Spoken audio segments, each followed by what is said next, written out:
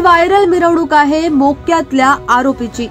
याची फक्त मिरवणूक काढली गेली नाहीये तर जोरदार स्वागतही झालंय। मंडप घालून फुलांच्या रांगोळ्या काढल्या गेल्यात, औक्षण केलं गेलंय। याहून पुढचं म्हणजे सुटून आला म्हणून दुधाचा अभिषेक केला गेलाय आणि हे सारं कोल्हापुरात घडलंय।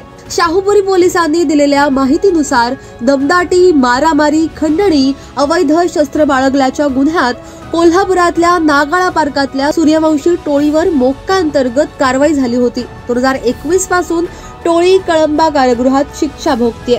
त्यातल्या अनिकेत सूर्यवंशीची 24 डिसेंबरला सुटका झाली। त्यानंतर त्याची कळंबा कारागृहापासून केविज पार्क पर्यंत अशी मिरवणूक काढली गेली। नंतर त्याच्या समर्थकांनी त्याचे व्हिडिओ RS कंपनी 125 या इन्स्टा अकाउंट वरून व्हायरल केले आणि हा प्रकार पोलिसांच्या नजरेत आला।